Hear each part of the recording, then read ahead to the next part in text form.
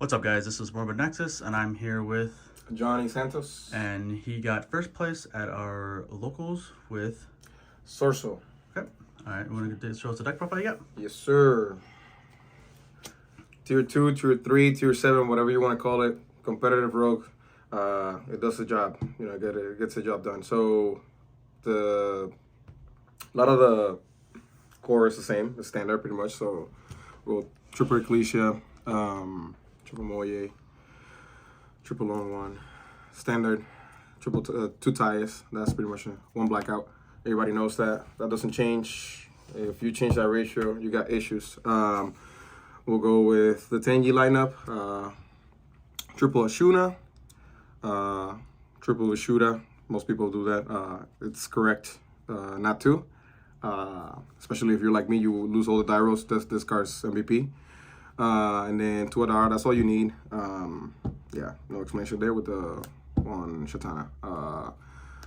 Not that big of a brick anymore. This card has been putting in work. It's very versatile, not only because of the Heavenly Circle play, but also keeping it in hand, crashing with Monk, popping problematic monsters. Sometimes when you're like running out of resources, it actually does come up a lot. At worst, it's a name. It's never a brick. Anytime I saw it in my hand, it wasn't really a brick. Maybe once, but that was in probably like a couple of weeks of using it. For the ham trap ratio, so I'm trying to have a good balance with this build. I'm playing 43, so I'm trying to have a good balance between hand traps and a couple of power spells. And the hand traps that I picked were because aiming for the meta, so more for cash, more for sprite, more for against. Maybe a sorcerer here and there. Dark rolls here and there as well. Anything meta, anything competitive rogue for locals and for regionals.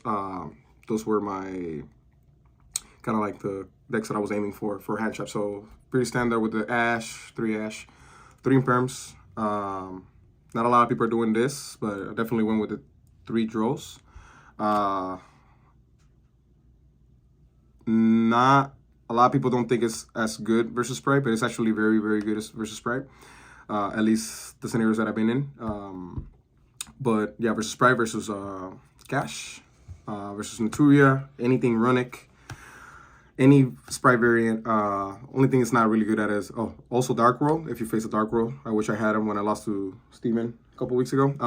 But when he FTK'd me with Dark Worlds. But yeah, anything but like Swordsoul and things like that. But and Math Mech, you can. So it's very impactful. Right now, I think this is the most impactful hand trap. Gamma is the best hand trap of the format. This is the most impactful hand trap of the. And every time I saw it, I wanted it. You want to see it. High reward, very low risk. 2 Veilers. This is it for the lineup for hand traps. 2 Veilers because it has synergy with obviously with Tenji's, with Synchro. It does come up sometimes, you have Tenji's special summon lines. You don't have a Moyer or a Tire or an Emergence. So you can either make a Synchro 8 with just special summoning with a Shuna Vishuda and things like that, or Adhara combos. And then sometimes this normal summon is very impactful after you bait certain negates, and you can just do this with a Vishuda or an Ashuna. Yeah, and it's just Veiler, Shishao, and then Perms take care of all the other monster negations. So I think it's really good in the deck. Just 2, that's it. Hand trap ratio. And then the spells, the standard, triple emergence, 2 circles, that's all you need. 2 desires. And then this choice of 2 and 2 for 2 tactics and 2 Book of Moons. Tactic is always alive versus almost every deck in the meta. And then Book of Moons. Great 6 card. Great going first versus Sprite. You hit them on their Bieber. You can hit them on their, depending on their extender, you can hit the Gigantic. It's very relevant. And like I said, if you start with your 1 second with this, is great. Versus anything cash for a Rice Heart, very relevant. Every time you go first, you see it, like you want to see it. And then every time you go second, if you top deck it, it's good. It's very impactful. And I like a lot of the 2-2 ratios. So a lot of the cards on my side deck and the main deck are 2-2. I've never seen multiples, and that's the main purpose of it. Like everything in your hand to be alive. To have, if I go second and I don't see hand trap, every card to be alive. All 6 cards versus my opponent. Consistency and firepower.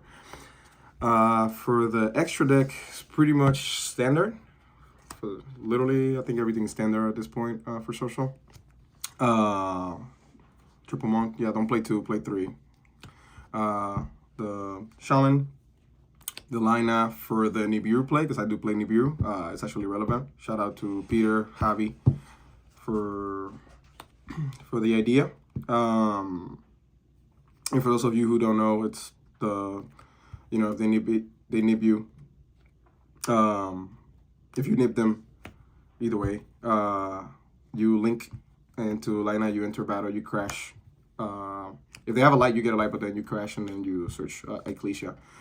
And then you just do the Ecclesia play after that, main phase 2 or whatever. So we'll go with the, I think the same thing, Shishao. They're not starlights like Joel's, but they're still there. They still do the job.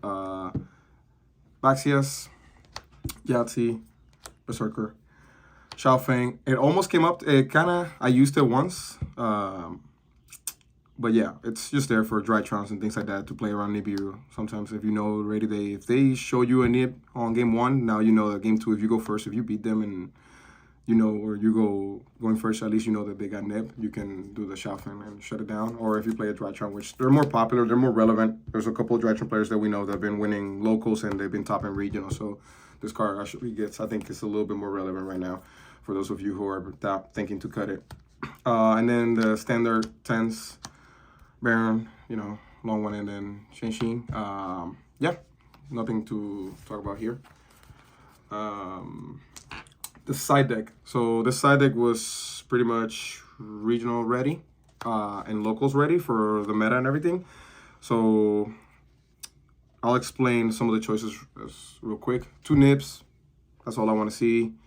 I'll go for the go seconds. Triple Kaijus. So for these, this is just to bump up the consistency on the hand traps. A combination of 2 hand traps or sometimes 3. Obviously, if you get lucky, should guarantee your opponent not being able to play either a game 2 or game 3. Especially since Swordsoul, we got so many great go second cards and extenders and things. So Nib is just for the cash matchup.